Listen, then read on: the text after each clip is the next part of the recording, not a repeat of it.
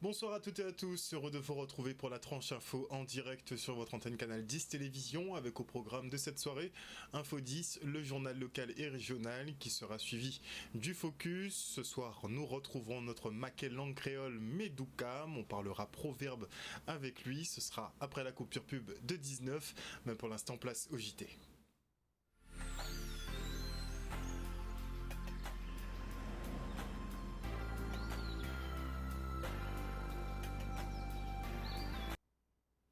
Nous sommes le jeudi 23 novembre 2023 et au-delà de la problématique des inondations récurrentes, le quartier de Belle-Plaine à Gosier fait face à de gros problèmes d'indivision. Nombreux sont les résidents n'ayant pas de titre de propriété, ce qui met à mal la gestion de cette zone qui n'est même pas référencée. Alors les habitants ont eu effectivement une audience auprès du sous-préfet de Pointe-à-Pitre pour tenter de trouver une solution. Regardez. Hier, on s'est tenu une réunion en sous-préfecture avec monsieur le sous-préfet, avec les responsables de l'ADEAL et de même que le président de la CARL et nous-mêmes au niveau de la délégation de Belle-Plaine. Donc, qu'en était-il? Quel était le sujet de cette rencontre initiée par monsieur le sous-préfet, je précise bien.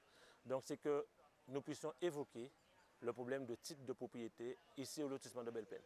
Il faut savoir que ce lotissement a été créé il y a plus de 40 ans sous l'ère du docteur Hélène. Et jusqu'à ce jour, les habitants n'ont pas de titre de propriété. Ce qui veut dire qu'ils ne peuvent pas léguer leurs biens à leurs héritiers. Ils ne peuvent pas faire de prêt bancaire. Ils ne peuvent rien faire pour l'amélioration de l'habitat. Sauf s'ils font un prêt à la consommation. Et on connaît très bien que les taux ne sont pas pareils, surtout aujourd'hui. Donc de ce fait, nous avons, lundi matin, la population a décidé de bloquer la route qui sort de la nationale et qui conduit vers le Gosier en allant aussi vers le collège. À partir de là, nous avons écrit à monsieur le sous-préfet, qui nous remercions parce que nous a répondu assez rapidement et nous a convié à cette réunion de hier après-midi, au cours de laquelle nous avons acté que, évidemment, la parcelle sous laquelle se trouve le lotissement Belle-Plaine n'est pas référencée, ça a été reconnu par tout le monde, et que maintenant, il faudrait faire en sorte que cette parcelle ait un numéro pour que les habitants puissent avoir le titre de propriété. L'ADEAL s'est engagée à faire les travaux nécessaires, à faire les études, afin de permettre seulement un numéro cadastral à cette parcelle en vue d'une division parcellaire. Ensuite, il y a des travaux qui sont de la compétence de la Riviera du Levant, comme les études. Donc, monsieur le président de la Riviera du Levant s'est engagé à financer des travaux pour permettre à chacun, dans un futur proche, et en fonction aussi des décisions qui seront prises par l'ADEAL, d'être propriétaire de son logement.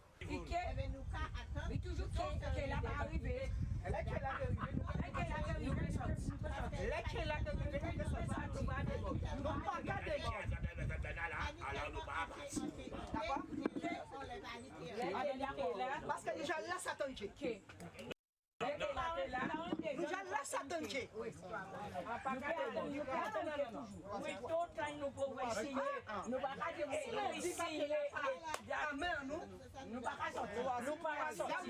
C'est un barrage vraiment, je dirais, tenu par des seniors. Ce sont des hommes et des femmes d'un certain âge. Je vous dis 40 ans qu'on est installé ici. Donc, et ces personnes, justement, ont des difficultés à croire encore aux promesses parce que ces promesses de titre de propriété, on les avait déjà eues. Aujourd'hui, je reconnais la bonne volonté de toutes les parties prenantes d'aller au bout de cette action cette fois-ci. Toutefois, la population a décidé de maintenir la mobilisation jusqu'à la signature du relevé d'information. C'est la raison pour laquelle, dès à présent, je prends la tâche avec monsieur le sous-préfet et monsieur le président de la CAR pour savoir quand est-ce qu'on peut disposer de ce relevé d'information, de décision et revenir vers cette population pour dire voilà, nous avons le document signé, donc maintenant on peut libérer la route en attendant que les travaux soient lancés. Dans le cadre de la lutte contre les violences conjugales, les autorités organisaient un séminaire sur les signes avant-coureurs à l'Université des Antilles. L'objectif étant de mieux coordonner les actions pour mieux prendre en charge ce genre de situation délicate. Le reportage. Le but du séminaire, c'est surtout d'améliorer et de coordonner mieux les relations entre les services de police et les professionnels de santé. La loi de 2020 qui incite à la levée du secret médical pour permettre mieux aux enquêteurs d'avoir connaissance assez rapidement des sévices que peuvent subir certaines femmes. C'est une cause indispensable, c'est un sujet préoccupant pour nous, et notamment sur le repérage des victimes. Tout l'enjeu, c'est que nous puissions avoir des interlocuteurs de proximité par rapport aux personnes qui sont victimes de violences intrafamiliales. Donc c'est pour ça que c'est important qu'on parle de cela, qu'on parle aussi des questions et des freins qui sont notamment le secret médical. Nous sommes directement concernés parce que même si on parle de secret médical, on peut aussi parler de façon similaire de discrétion professionnelle. C'est un principe qui doit être observé par tout travailleur social, de l'animateur en passant par l'éducateur spécialisé, mais aussi les infirmières, les médecins, les psychologues et psychiatres qui travaillent avec nous. Donc on a tenu aussi à ce qu'ils soient présents pour être formés.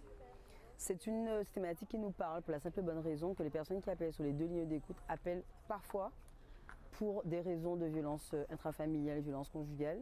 Il faut aussi que nous, policiers, on se remette en question sur nos pratiques pour qu'on acquiert de nouvelles bonnes pratiques, à la fois au niveau de l'accueil du commissariat de police, mais également lorsqu'on intervient sur la voie publique, sur ce qu'on appelait auparavant avec une certaine légèreté parfois, des différends familiaux et qu'on laissait ça en l'état. Aujourd'hui non, on demande, quoi qu'il arrive, sur un différend familial, de ramener la personne qui a été victime au préalable, même si celle-ci au départ ne le souhaite pas. Ce qui est intéressant et ce qu'on observe par rapport aux forces de l'ordre, c'est qu'on a des gens de mieux en mieux formés pour l'écoute, pour isoler la victime et pour parler avec elle. Et ce qui est aussi intéressant, c'est qu'on a des faits de plus en plus graves, c'est-à-dire qu'on arrive à mettre en confiance la victime pour faire une révélation de faits qui va être importante et indispensable pour mettre à l'écart la personne qui est l'auteur des vifs. Donc c'est pour ça qu'on a une augmentation des chiffres, c'est pour ça aussi qu'on a une augmentation de la gravité des faits, c'est parce qu'on arrive aussi à avoir cette mise en confiance de la victime, à avoir cette pédagogie dans l'écoute et à faire en sorte que les victimes se confient. C'est le rôle des forces de l'ordre, c'est le rôle des associations, c'est le rôle des professionnels de santé.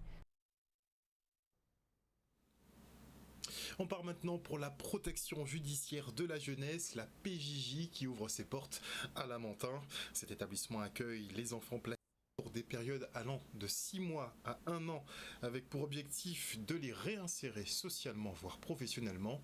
Regardez. La protection judiciaire de la jeunesse est une institution du ministère de la Justice. Et nous sommes du coup service éducatif qui répondons en fait aux besoins d'évaluation, d'aide à la décision pour les magistrats, de prise en charge et d'accompagnement, d'éducation de ces jeunes en situation de délinquance. Le foyer accueille essentiellement donc des jeunes qui sont sous main de justice, qui font l'objet d'une ordonnance provisoire de placement et qui peuvent rester ici à peu près en moyenne 6 mois jusqu'à 1 an. L'idée, c'est de les rescolariser ou encore qu'ils puissent faire des stages professionnalisants, des formations, etc. Les ateliers qu'on a mis en place aujourd'hui, en fait, ce sont des ateliers d'un dispositif plus large que l'on déploie habituellement, qui s'appelle le dispositif PROX. C'est un dispositif de rapprochement institution-population. Et à travers un mini-village, sur une journée, en général, on met des stands en place. Secourisme comme aujourd'hui, prévention routière, tir laser. Et l'idée en fait de ce concept, c'est quoi? C'est qu'un jeune, il va jamais plus accepter la citoyenneté, si vous voulez, que si c'est lui qui vient la chercher. L'effort est axé sur justement le fait qu'on puisse les mettre en contact avec la société. Ils ne sont pas en vase clos ici, hein. On est ouvert justement. L'idée c'est de les remettre en contact avec la société. Ils sont demandeurs, ces jeunes. Et souvent nous sommes agréablement surpris parce qu'avec toutes les manifestations que nous avons organisées ça et là, hein, depuis en tout cas que j'ai pris mes fonctions, ils sont ravis d'être justement en contact avec le milieu extérieur, en fait, la vraie vie, quoi, la vraie société. C'est ça l'enjeu, c'est à la fois leur permettre de croire de nouveau en leurs capacités, d'identifier de nouvelles compétences dont ils n'auraient jamais eu à connaître et ni même explorer ou exprimer, et puis être en appui du développement de ces compétences-là.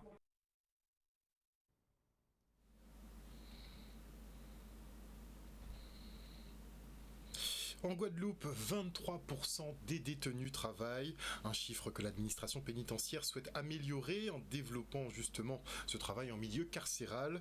Les détenus pourront bientôt obtenir des titres professionnels dans le domaine du numérique, commencer à travailler en prison et après plus facilement s'intégrer à l'extérieur. Regardez. C'est une démarche innovante. On va former de façon pratique et théorique les personnes détenues qui vont avoir un titre professionnel et ils vont pouvoir être embauchés sur place dans l'établissement pour pouvoir faire ce démarchage. Et par la suite, à l'extérieur, ils vont pouvoir aussi être embauchés par la société pour pouvoir avoir des offres d'emploi. Donc on a vraiment un pack assez complet qui est porté vraiment sur le secteur tertiaire, sur les nouvelles technologies, qui vraiment est du travail de qualité en fait. On est très loin du travail occupationnel, on est très loin du travail à la pièce, on est très loin de travail dont personne ne voudrait à l'extérieur. On est dans quelque chose de qualité qui est offert aux personnes détenues pour pouvoir leur permettre d'avoir une chance lors de leur sortie. Ce n'est pas une question de niveau ni de récompense des uns et des autres, simplement il y a une situation générale qui fait qu'on a à peu près 30% des personnes détenues qui travaillent aujourd'hui. En Outre-mer, c'est un peu moins, c'est 23%, mais parce que les conditions sont souvent plus difficiles, parce que les acteurs économiques sont parfois moins nombreux. Mais il y a une volonté qui est vraiment générale, impulsée par le ministre, pour que ce travail se développe. Et on le sent très bien au sein de cet établissement où les gens sont extrêmement mobilisés. Nous offrons des possibilités à des chefs d'entreprise de venir s'installer à l'intérieur des murs de l'établissement et ainsi, au travers de la création d'ateliers, de pouvoir participer complètement à la réinsertion des personnes détenues, puisqu'il y a une offre donc, de travail, d'activité professionnelle au sein même de la structure. Et au centre pénitentiaire de Bémao, on a développé comme ça plusieurs ateliers. Et donc aujourd'hui, on vient d'une certaine manière présenter ces ateliers, montrer ce qu'il est possible de faire en milieu carcéral et la manière dont finalement on peut accueillir ici des entreprises pour donner accès au travail. C'est parfois la première fois qu'une personne détenue aura vraiment accès à un travail qui est rémunéré. C'est une première en Outre-mer. Il y en aura un autre prochainement à Ducos, mais ça sera le premier est bien ici, le premier qui sera fonctionnel. Et effectivement, c'est quelque chose qui est absolument porteur, puisque beaucoup d'entreprises sont en train de relocaliser sur le territoire national ce type d'activité qui avant était délocalisé. Et il y a des possibilités d'emploi à la sortie qui sont extrêmement importantes. Un travail qui permet de structurer aussi leur journée de détention et qui permet notamment aussi de développer du lien social. Certains peuvent devenir chefs d'équipe, certains peuvent encadrer des équipes plus ou moins importantes de salariés. Et donc nous accueillons ici désormais un certain nombre d'ateliers et de chefs d'entreprise. Ils vont être supervisés, vont être encadrés, vont être formés. Voilà, tout ce process est pris en charge par une entreprise qui est qualifiée. Bien entendu. Tout est organisé. Le personnel du centre pénitentiaire de Pointe-à-Pitre est déjà très mobilisé. Ce que j'attends surtout, c'est que les partenaires institutionnels économiques s'engagent aux côtés du personnel de l'établissement pour développer le travail en détention au sein de l'établissement de Bémao.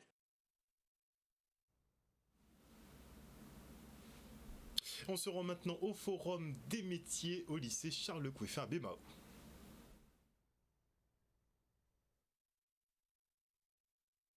Alors, ce forum des métiers a pour but de sensibiliser nos élèves sur les divers métiers qu'ils pourraient avoir après leur bac, donc les métiers post-bac, parce que beaucoup se retrouvent sans savoir vraiment qu'est-ce qu'ils veulent faire.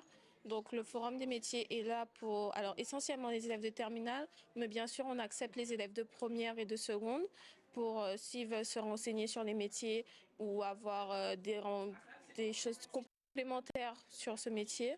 Le forum des métiers est là. Donc on travaille avec notre proviseur et Madame Selbonne qui est notre chargée de forum des métiers du coup, pour pouvoir réaliser ce beau projet qui a été déjà fait et qui peut-être sera remené à être fait. La plupart des questions tournent autour déjà quels sont les autres métiers, parce qu'on dit qu'il y a d'autres métiers, quels sont les autres métiers.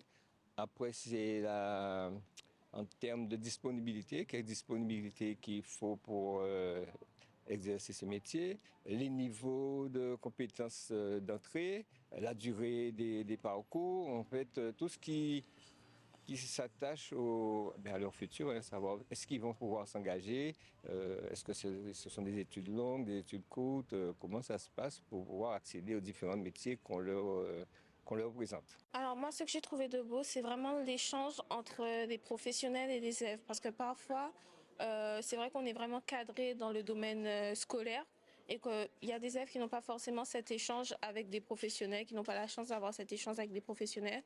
Nous allons faire un bilan dessus, puisque après quand même, nous aurons une deuxième phase où là nous allons présenter nos post-bac, nos filières post-bac, donc c'est-à-dire type BTS, classe préparatoire aux grandes écoles. En Guadeloupe, on s'est rendu compte qu'il y a quand même un très bon niveau de base et que justement on peut permettent à certains jeunes de rester en Guadeloupe. Il ne faut pas se dire que tout le monde doit rester en Guadeloupe parce qu'il y a des métiers, à partir d'un certain niveau, on n'a pas le choix, il faut s'exporter. Mais on a quand même une bonne partie des métiers qui peuvent intéresser les jeunes de Guadeloupe et qui sont accessibles sans trop de difficultés, mais maintenant il faut les connaître, il faut connaître les parcours, comment y accéder, et on est là pour ça. Oui, j'ai trouvé mon bonheur. Après, c'est vrai que moi, ça fait un moment que je sais ce que je veux faire. Donc, moi, c'est en médecine pédiatrique. Donc, j'ai pu trouver mon bonheur, bien heureusement. Et j'espère que les élèves qui ne savent pas ce qu'ils veulent faire aujourd'hui, eux aussi ont pu trouver leur bonheur. Retour maintenant sur le Duo Day de Cap Excellence, une journée d'inclusion pour les personnes porteuses de handicap. Et aujourd'hui, nous avons suivi Monica et Marceline qui ont intégré des services de la collectivité pour une immersion professionnelle. Le reste en images. Bonjour, bienvenue. Bonjour, je suis Diva Montrésor, assistante de direction à la transition écologique et le développement durable. Bienvenue, on va travailler ensemble toute la journée. J'ai le plaisir aujourd'hui d'accueillir Monica dans le cadre de la journée des Duo Day. Donc c'est une action qui me tient vraiment à cœur. Donc c'est vraiment un plaisir aujourd'hui de la recevoir et de lui montrer un petit peu quel est mon univers, le domaine professionnel et pour qu'elle aussi que ça puisse l'impulser.